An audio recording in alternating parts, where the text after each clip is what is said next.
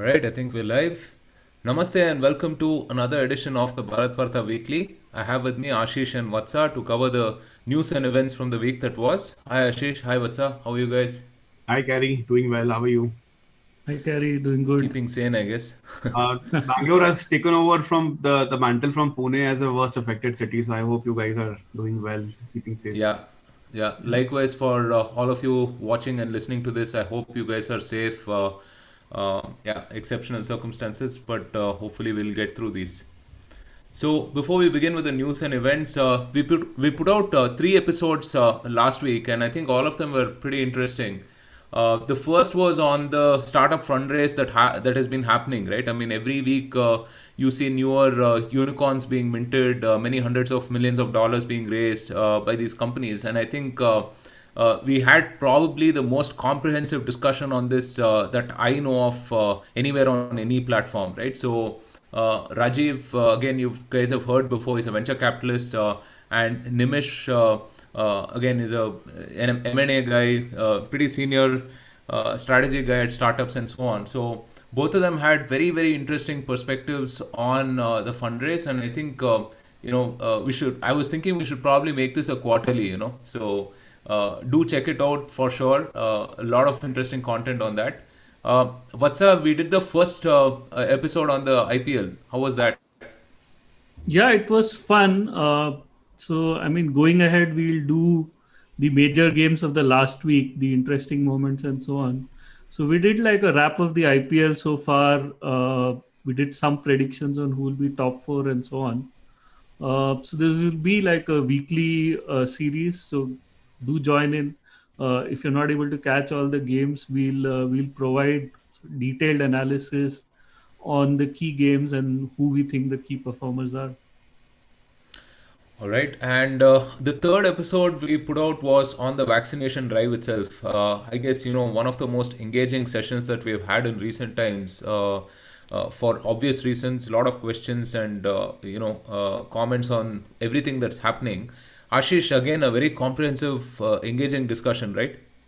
Yeah, I think we covered practically all aspects of the vaccination strategy, what has been done, what could have been done, and what lies in store in future, right? And the fact that given that India is now opening up vaccination for everyone 18 years and above, there's a lot more to come in the sense of planning and demand forecasting and the supplies as well.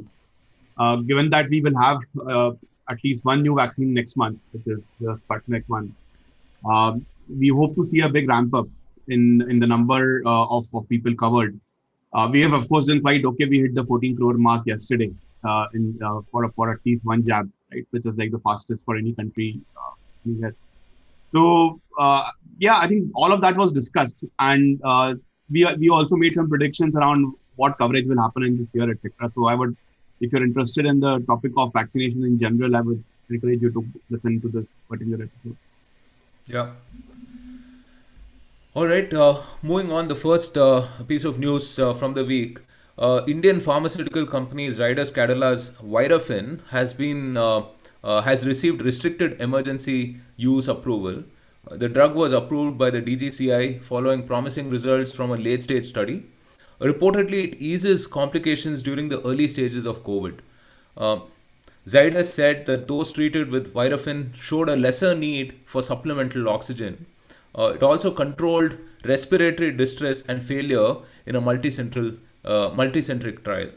In its phase 3 clinical trials, the therapy had shown improvement in COVID 19 patients. Ashish, this is pretty great news, right? What do you see as an immediate impact? Yeah, so I think a lot of these drugs, Carrie, will continue to get emergency approvals for use going forward. I think several other options, like a vaccine or biologically, couple of options from Bharat Biotech are under trial, right? So like a oral drug. So this should be seen in that context where, as we know more about the virus, the treatment options will continue to increase. Not all of them are, of course, preventive in nature. I mean, like a vaccine is, but the Virafin option seems like I mean, they claim that it has worked in the past also for the SARS situation in 2004, which was the first coronavirus which was kind of publicly known. And basically it helps treating the adult patients of COVID who are displaying moderate symptoms. So the idea here is that they have taken the hepatitis C platform, which it's a drug which they manufacture for hepatitis C, and they've kind of adjusted that for coronaviruses. And Dr. Sharvil Patel, who's the MD for Cadila, and we will probably hear from him more as the Zydus vaccine gets approval, hopefully in the next 30 to 45 days. I think he mentioned that this will reduce significantly the viral load when it is given on time. So what's going to happen is that if doctors prescribe this in the mild cases or at the first instance of a symptom, and if it is, let's say, if it works well, then let's say if you test 2 or 3 days after the symptom and this drug is given, then the viral load will decrease in the patient, and hopefully the complications which typically arise on after day 5 or day 6 of the symptoms, those complications will not arise. So it is likely to reduce the severity of the disease. Also, the need for oxygen treatment for patients and hospitalization rate itself. So if all of that happens, it will be quite a great achievement because it kind of has a knock-on effect on a positive effect rather on the healthcare infrastructure, where fewer people will have to visit hospitals. So even if it cuts down, let's say that by 5, 10, 15%, even that would be a great success. Of course, this drug can only be taken with a doctor's prescription. It's not that people can just go and purchase the drug themselves. Having said that, the drug will be available in pharmacies now, given since they've got the emergency approval, they will have the drug in the pharmacies available. Zydus Cadila will make it available shortly, and based on the prescriptions, people can buy it. So let's just hope that people don't misuse it or overuse it. But it seems like a very promising situation not because it cures cures anyone of the virus, but the fact that it can reduce the hospitalization rate. So this can be a big positive effect for the healthcare infra overall, which as we know, for the last 3 weeks, India is in the midst of a fairly big crisis. And I think, of course, the fact that we did not have the infrastructure anywhere in any state to deal with the magnitude of the second wave, right? I think this drug will hopefully prevent the recurrence of that in the future for COVID-19 or for other coronaviruses. Yeah, anything that eases the infrastructure stress that we're seeing right now is definitely welcome. So, speaking of, last week we also saw private sector players like Tata, Reliance, JSW, and many others pitching in to fix the oxygen supply gap. Reliance Industries has tweaked manufacturing at its Jamnagar oil refineries to produce over 700 tons a day of medical grade oxygen. This is being supplied free of cost to states badly affected by COVID 19. The Tata Group is importing 24 cryogenic containers to transport liquid oxygen and help ease the oxygen shortage in the country. And JSW Steel is planning to ramp up production and supply 600 tons of oxygen per day from its 3 plants. Vatsa, it's amazing that, again, private players are stepping in. This will definitely ease the supply crunch, right?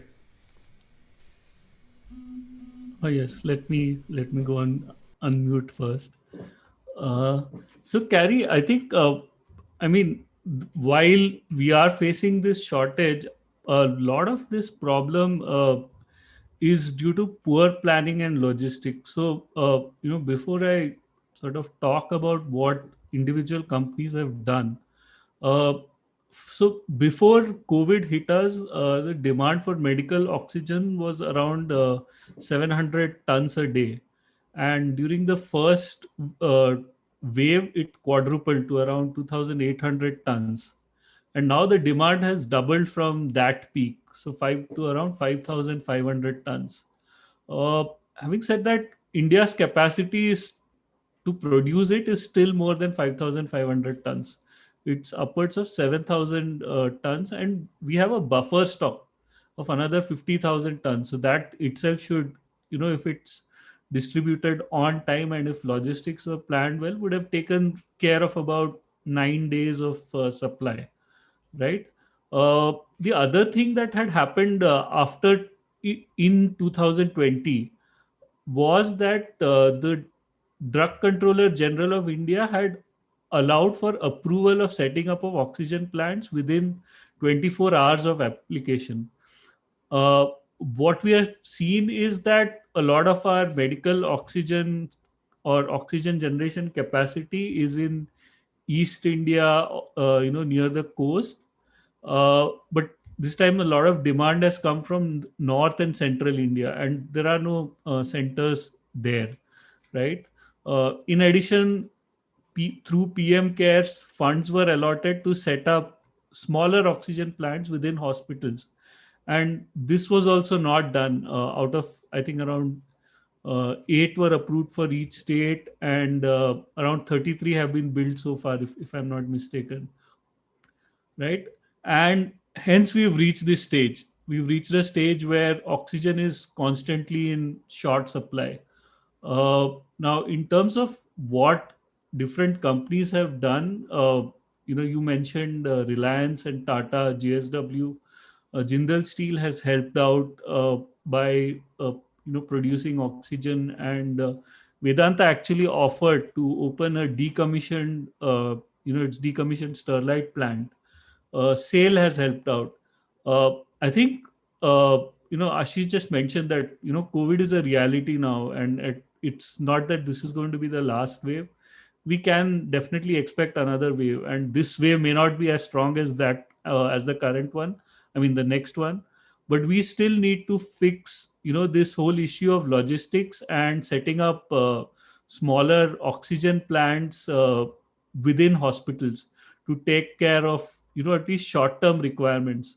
uh, Indian industry has always pitched in, be it, we've seen how Bharat Biotech and Serum, who unfortunately today are being derided for supposed overpricing of vaccines. They've actually manufactured vaccines very quickly in case of Serum Institute, and in case of Bharat Biotech, they've built it from scratch. So Indian industry has always stepped up whenever the nation has needed it, and I think they'll continue to do so. Uh, but that cannot be the default sort of mode of operation. We actually need to kind of make sure that the manufacturing of this kind of medical oxygen uh, is in place near hospitals. Second, the logistics etc have to be set up. Now we know that there could be a sudden surge in demand. We've had to run oxygen expresses, import oxygen concentrators. So many things have had to be done. All of this was avoidable if we had actually made the effort to set up the logistics and made sure the transportation etc was in place across states, when we knew that sometime in March, right, was when the cases started rising. So we should have definitely planned this much better. All right. Moving on, in rather tragic news, former RBI Governor Shri M. Narasimhan passed away due to COVID-related illnesses last week. He was the 13th Governor of the Reserve Bank of India, and due to his contributions to the banking and financial sector, he is often referred to as the father of banking reforms in India. Some of his famous reforms include the introduction of private sector banks, creation of asset recovery funds, rural banking, and capital-linked banking reforms. Later, Sri Narasimhan served as Executive Director for India at the World Bank and the IMF, after which he was Secretary in the Finance Ministry. Much of what India's financial sector landscape is today can be attributed to Sri Narasimhan's leadership of the leadership of the Committee on Financial System in 1991 and the Committee on Banking Reforms in 1998. Ashish, could you give us some perspective on the significance of Mr. Narasimhan's contribution to the Indian financial sector? Yeah, Carrie, I think Mr. Narasimhan was definitely the father of the banking reforms, as you mentioned. He was accorded the Padma Vibhushan in 2000, which is the second highest honor of, the second highest civilian award in India. I think his main contribution was that the fact that he was always a RBI person. I mean, he was one of the first. I mean, he was the first governor who rose through the ranks of the RBI's own bureaucracy to the top spot. And although his tenure in the RBI as a governor was relatively short, but what he did after that especially in the decade of 80s. I think that those committees which were formed in 80s and 90s, and the papers which he wrote, which led to creation of, say, regional rural banks and other banking infrastructure. I think those banks and those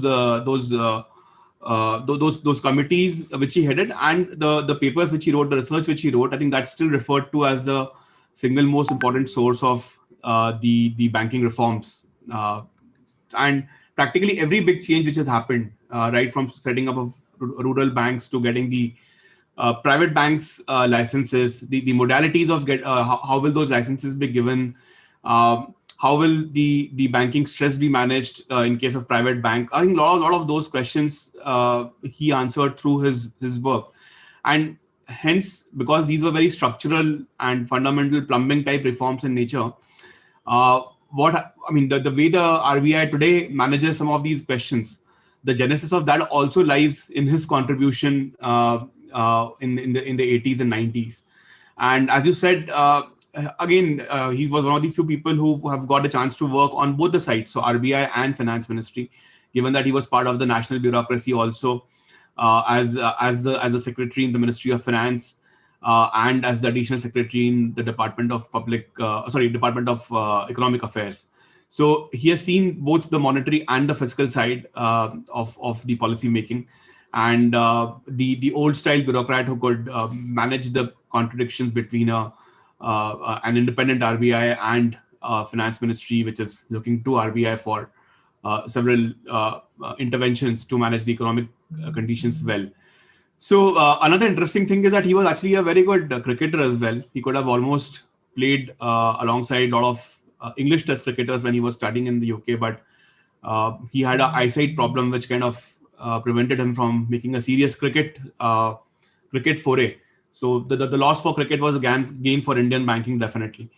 And I think eventually, like, he will be remembered for the chairing the two committees, which was the Committee on Financial Systems in 1991 and the Committee on Banking Sector Reforms in 1998. I think those two really paved the way for the modern banking, the way we see it in India. And condolences to his family. And I think it's a great time to recognize his contribution for what he has done for the Indian financial system. Yeah. All right. Moving on. In some good news for Bangalore residents like Vatsa and I, Bengaluru Metro Phases 2A and 2B have been approved. The project entails Phase 2A from Central Silk Board Junction to KR Puram, and Phase 2B from KR Puram to airport via Hebbal Junction, and is of total length of 58 kilometers. The cost of the project is coming up to about 14,788 crore. Phase 2 covers a route length of 74 kilometers with 62 stations, and consists of extensions to both purple and green lines. The extension has 5 new stations beyond the Elchinahalli metro station on the current operational line. The project involves integration with other urban transport systems in an efficient and effective manner. What's up? What do you see as the impact? And also, do you think the completion of the project is due maybe in the next 5 years or so? Whenever Ashish visits us? I think the immediate impact is the increase in jokes on Silk Board. Ashish will probably lead that attack on Twitter. I don't see it being completed in 5 years. Primarily because no metro project in Bangalore has been completed in the time that they have said it will. Although there is one difference in this case, in the sense that the amount of land needed for acquisition, the number of permissions needed on the environmental side, be it tree cutting, etc., all that have been secured. Most of the land has been acquired, so we will at least not see delays on that. See, this project is very significant, for the city.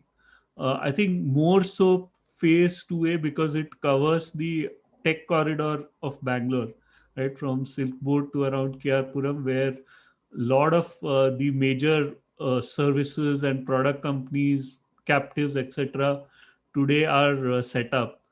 So while there will be short-term pain in terms of traffic issues and so on, but over the longer period, I think the phase 2A will have significant impact in terms of reducing commute times, for people, and improving the quality of their lives. Right, the sheer amount of time people spend on commutes in Bangalore is staggering.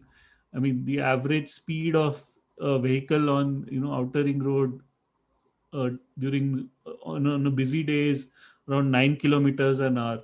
So definitely that aspect will be taken care of.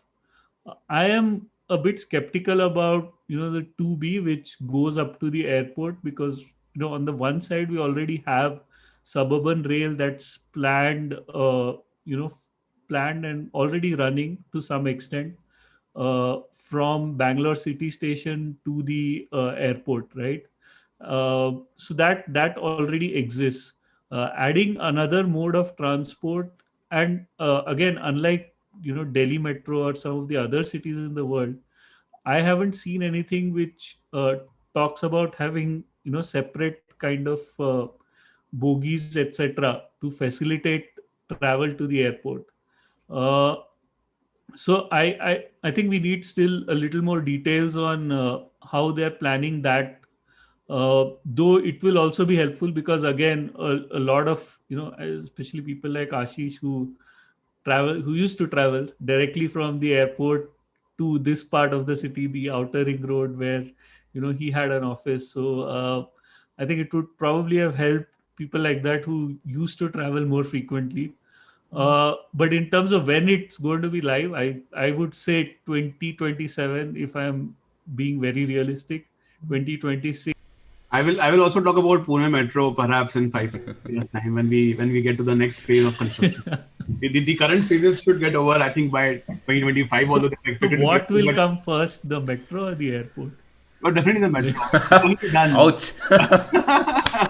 No, but metro is being constructed already. So at least the three lines are already being constructed, and the tunneling is also over in Pune, which was supposed to be a big concern. So bulk of it is done. So metro definitely in 2023, 24 maybe, all three lines should be operational in Pune. All right. Uh, in some other news, Italy has launched the first ever mega food park at Fanidhar in Gujarat. The mega food park project between India and Italy is the first Italian food park project as an initiative in the food processing field. It intends to promote agricultural and industrial growth of the two countries. The Indian government had envisioned 42 mega food parks under the mega food park scheme, of which 22 mega food parks are operational in India. Each operational mega food park project will provide employment opportunities to about 5,000 people. Ashish, this is pretty significant, right? What are your thoughts? Yeah, interesting news in the sense that Italy has really fallen off the radar as a trading partner for India, right, over the years, especially after the Finmeccanica and the Augusta Westland issues, which happened in the early part of last decade. Italy really hasn't been in favor when it comes to trade. Having said that, I mean, Italy is still India's fifth largest trading partner in the European Union. The bilateral trade is more than 9 billion currently. I think last year it was 9 billion, last financial year.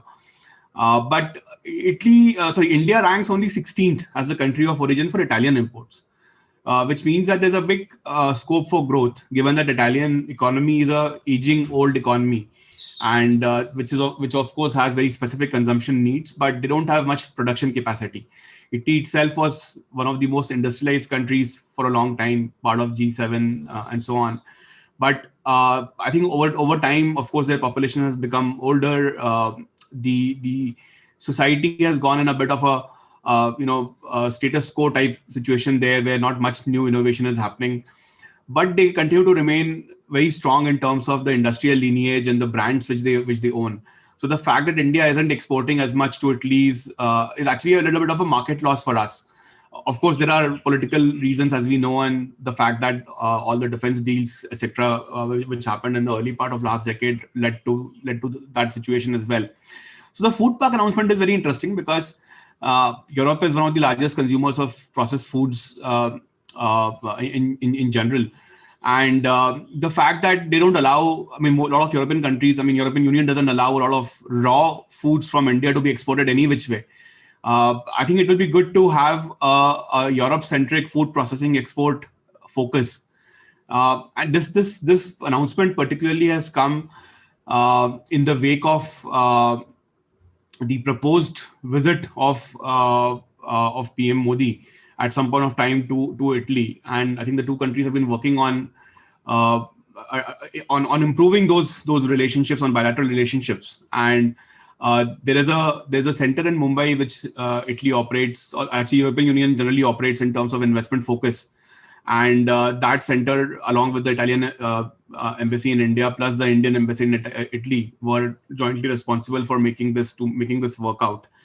And so I find it quite interesting because this opens up the South Europe market for Indian food exporters, and which actually remains untapped. I mean, our relationships are strong with France, Germany, and of course UK, which is now out of EU as such. But uh, the Southern Europe part is quite untapped in terms of our exports.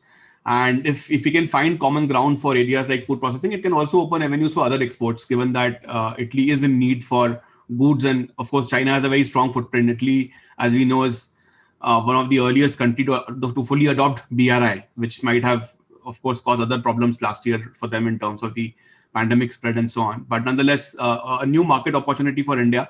Fanidhar is a food park which is based out of Mehsana, northwest of Ahmedabad. So also it brings jobs to interior parts of Gujarat or central Gujarat, which generally has had a lot of issues in terms of the unemployment agitations and so on in the last 2-3 years. So hopefully this will also help solve some of the Indian domestic problems.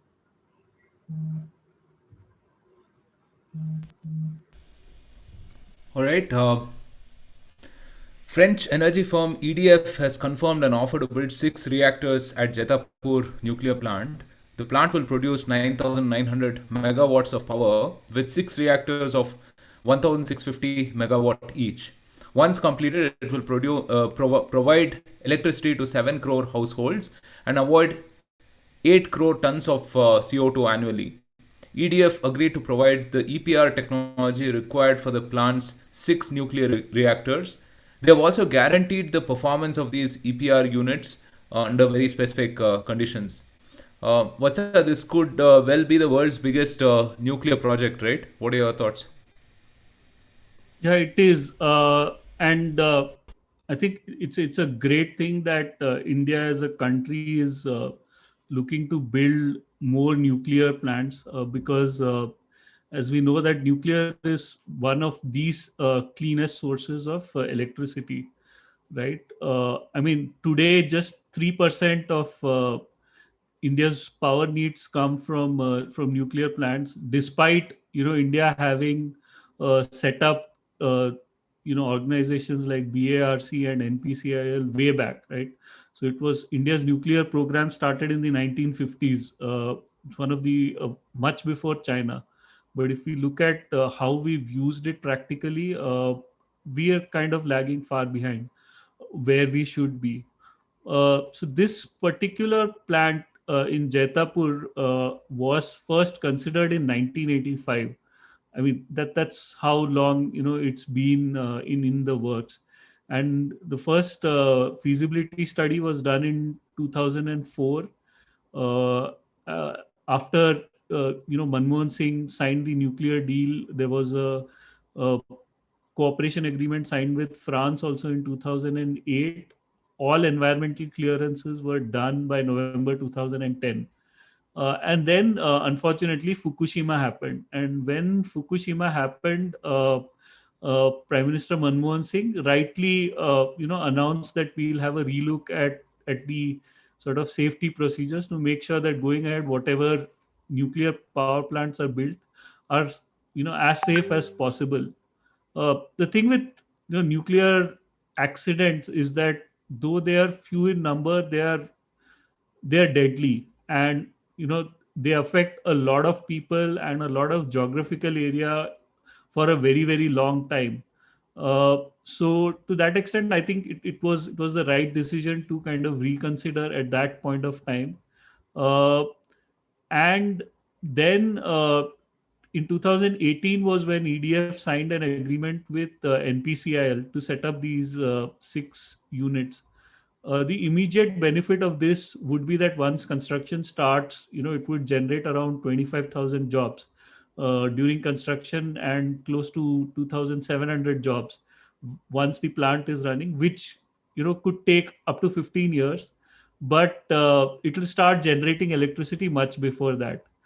uh, I think if and we've frequently spoken about long India, and long India essentially means that we are looking at double-digit growth for upwards of a decade, and that will obviously mean the need for electricity infrastructure and so on.